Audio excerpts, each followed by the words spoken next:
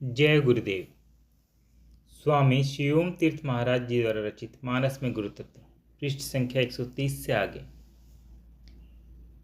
माता कौशल्या राम जी से प्रेम भरे वचन कह रही हैं। कौशल्या जी एक विदुषी एवं अनुभवी महिला थीं। भक्ति तथा सेवा परायण थी। इस बात को समझती थी कि गुरु प्रसाद का महत्व क्या है।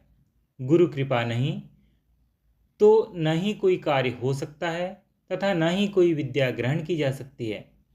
दोहा। राम प्रतोषी मातु सब कहीं विनित बर बैन, सुमीरी शंभु गुर विप्र पद किए निदबस बस नैन।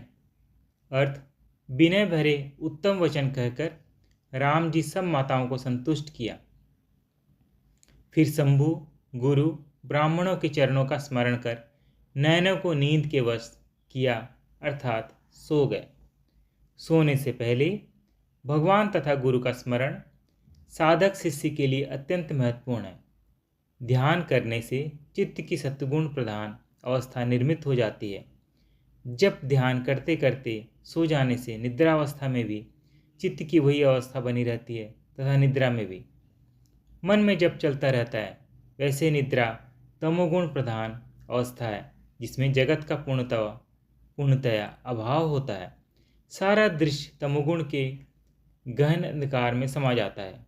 अभाव के अज्ञान पर चित्तवृत्ति एकाग्र हो जाती है। इसी का नाम निद्रा है। योगियों तथा भक्तों की निद्रा सामान्य जीवों की अपेक्षा बहुत भिन्न होती है। सत्वगुण का बाहुल्य इतना तीव्र होता है कि नेत्र चौंधाने लगते हैं, जिससे अंतर्दृश्य दिखाई नहीं दे पाता। अर्थात भक्तों की निद्रा तमोगुण नहीं सत्वगुण प्रधान होती है, इसलिए उसे सामान्य निद्रा से पृथक करके देखा जाता है। अत्यंत वेगवान प्रकाश में हर वस्तु का अभाव सा दिखाई देता है, जिसके ज्ञान पर चित्त एकाग्र हो जाता है। योगियों भक्तों की निद्रा होती ही नहीं, निद्रा की समानता लिए हुए अन्य स्थिति होती है, जिसे योग निद्रा या भक्ति निद्रा कहा जाता है। सामान्य निद्रा तमोगुण प्रधान जड़ अवस्था है।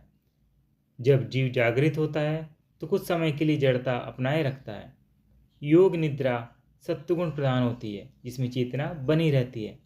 जागृत होने पर चेतना एकदम प्रकट हो जाती है। यदि सोने से पूर्व जब ध्यान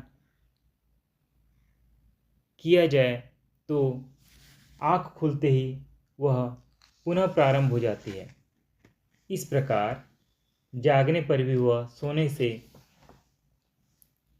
पूर्व भी तथा बीच में निद्रावस्था में भी जब ध्यान चलता रहता है। इस प्रकार निद्रा में भी साधना की निरंतरता बनी रहती है। राम जी को इसकी आवश्यकता हो या नहीं, किंतु उन्हें भक्तों के लिए मर्यादा स्थापित करनी थी। तुलसीदास जी श्री राम जी के माध्यम से जीवन का अपना अनुभव व्यक्त कर रहे हैं तथा इस प्रकार जगत का मार्गदर्शन करते हैं। वह सोते समय अवश्य ध्यान जप का आश्रय ग्रहण करते होंगे तथा इस प्रकार अपनी निद्रा को भी भक्ति का आधार प्रदान कर आनंदानुभव करते होंगे। प्रत्येक जीव के मन में अंतर तथा बाह्य दो भाग होते हैं। सामान्य मनुष्यों के अंतर्मन में तम रज वासनाएं एवं विकार रहते हैं तथा उससे प्रभावित बहिर्मन जगत में आसक्ति युक्त व्यवहार करता है।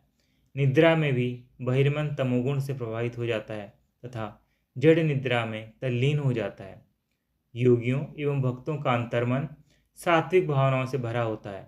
बहिर्मन उसी से प्रभावित होकर जगत में भी शुभ किंतु अनासक्त कर्म करता है तथा निद्रा में भी सत्वगुण की प्रधानता बनाए रखता है, जिससे उस अवस्था में भी जब ध्यान चलता रहता है।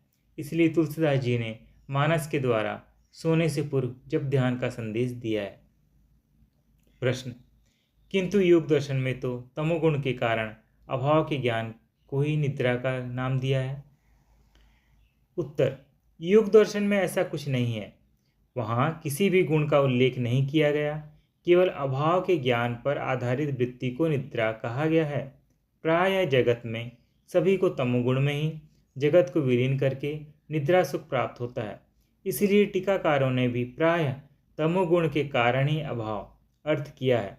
संसारी तमोगुण में जगत को डुबोकर निद्रा सुख पाता है, तो भक्त जगत को सत्वगुण के आनंद सागर में विलीन कर इस सुख से लाभान्वित होता है। तमोगुण में अंधकार ही अंधकार रह जाता है, सत्वगुण में जगत प्रकाश में डूब जाता है। इसी को योग निद्रा कहा जाता है। चौपाई। बंदी विप्र सुर गुरु पितु माता, पाई असीम असीस मुदित सब भ्राता, जननिन्न सादर बदन निहारे, भूपति संग द्वार पगुधारे। अर्थ, ब्राह्मणों, देवताओं, गुरु, पिता तथा माताओं की वंदना करके आशीर्वाद पाकर सब भाई प्रसन्न हुए। माताओं ने आदर सहित उनके मुखों को देखा, फिर वह राजा के साथ द्वार के बाहर पधारे। तुलसीदास जी ने जगत की सुख सुविधाओं की प्राप्ति तथा इच्छाओं की पूर्ति पर चित्त की प्रसन्नता का आदर्श कभी भी सम्मुख नहीं रखा। उनके आदर्श पुरुष सदैव आशीर्वाद से ही प्रसन्नता का अनुभव करते थे। सच पूछा जाए तो कामनाओं की पूर्ति में प्रसन्नता की कोई बात है भी नहीं। एक दिन कोई वस्तु प्राप्त हो जाती है, दूसरे दिन अप्राप्त हो जाती है। एक वस्तु मिलती है तो दूसरी चली जाती है। जगत का कोई भी सुख शाश्वत नहीं है। आशीर्वाद जिस सुख की ओर अग्रसर करता है वह शाश्वत नित्य है। विप्र, देवता, गुरु, माता पिता सभी में एक ही गुरु तत्व विद्यमान है। वह क्षुद्र जीवों तक में एक ही है, पर उसकी कल्पना वहाँ की जाती है जहाँ मनुष्य की स्वाभाविक श्रद्धा होती है। भक्त में विप्रादि का बाहिर स्वरूप गुण तथा आंतर गुरु तत्व मुख्य होता है। इनके द्वारा आशीर्वाद गुरु तत्व का ही आशीर्वाद है तथा उससे जीव गुरु तत्व के अधिकाधिक समीप होता जाता है। गुरु तत्व के लक्षण जगत से एकदम भिन्न है। वह शाश्वत, नित्य, चेतन तथा आनंद स्वरूप है तथा उसके आशीर्वाद से जीव में भी उन्हीं लक्षणों का प्रकटीकरण तथा विकास होता है। इसलिए भक्त जगत सुखों को प्राप्त कर कभी सुख का अनुभव नहीं करते। उनकी प्रसन्नता गुरु तत्व के आशीर्वाद में है। सूक्ष्म तथा चेतन गुरु तत्व की इंद्रियां नहीं है। इंद्रियों का विकास माया के अंतर्गत आकर ही होता है, किंतु गुरु तत्व माया में आकर भी माया से दूर तथा अप्रभावित ही बना रहता है। वह किसी इंद्रियवान के माध्यम से प्रकट, कार्यशील तथा कृपाशील होता है। उसकी अपनी इंद्रियां भले ही न हों, पर जगत में सभी की इंद्रियां उसी की शक्ति से क्रियाशील होती है। इसलिए सभी इंद्रियां गुरु तत्व की ही इंद्रियां हैं। गुरु तत्व शरीर के माध्यम से कृपाशील होकर आशीर्वाद प्रदान करता है। चारों भाई पिता, गुरु आदि के आशीर्वाद से आनंदित होते हैं, क्योंकि उनके चित्त की स्थिति ही ऐसी थी कि वो आशीर्वाद से ही प्रसन्न होते थे। जगत में अधिक संख्या ऐसे लोगों की है जिन्हें आशीर्वाद से संतोष नहीं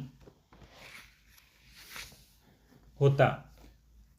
उनमें जगत समाया होता है। सुख मिले या नहीं, किंतु वे जगत से ही सुख की कामना करते हैं। ऐसे लोगों को आशीर्वाद से सुख हो भी कैसे सकता है। अध्यात्म की उन्नति आशीर्वाद पर ही आधारित है। बाहर माता पिता तथा सद्गुरु का आशीर्वाद तथा अंतर में गुरु तत्व का आशीर्वाद। आशीर्वाद का आश्रय जीव के अहम भाग को झकझोर देता है। आशीर्वाद से कृपा शक्ति क्रियाशील होकर संचित पाप राशि को जलाकर भस्म कर देती है। आशीर्वाद से ही जीव जगत से दूर जगत में कर्तव्य का पालन करना सीखता है। आशीर्वाद से ही भक्त का धन्य होता है।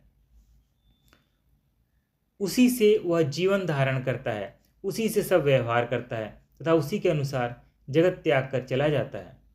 महाराजा दशरथ जो हर बात में गुरु आज्ञा मांगते हैं, वह इसलिए क्योंकि आज्ञा के साथ श्री गुरुदेव का आशीर्वाद भी मिलता रहता है।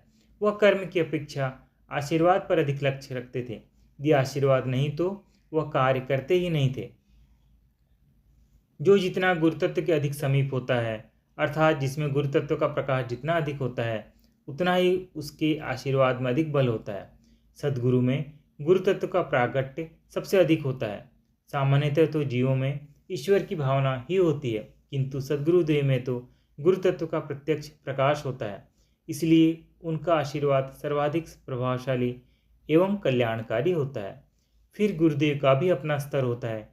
जितना प्रकाश अधिक होगा उतनी ही सामर्थ्य भी अधिक होगी। आशीर्वाद केवल मौखिक प्रक्रिया नहीं है, हृदय के अंदर का भाव है जो सूक्ष्म स्तर पर प्रक्रियाशील होता है। आशीर्वाद की सूक्ष्म क्रिया को अनुभव कर पाना सामान्य जीवों के लिए अत्यंत कठिन है। वह इस क्रिया के प्रत्यक्ष फल को ही देख पाते हैं। आशीर्वाद का वास्तविक फल हृदय के सूक्ष्म अंतरतल में ही अनुभव किया जा सकता है। हृदय की यह सूक्ष्म आनंदानुभूति जगत नहीं देख पाता। भक्त अंदर ही अंदर उसका रस लेता रहता है। चारों भाइयों को आशीर्वाद की आनंद का जो अनुभव हुआ उसे किसी ने नहीं देखा। पृष्ठ संख्या 134 की समाप्ति। जय गुरुदेव।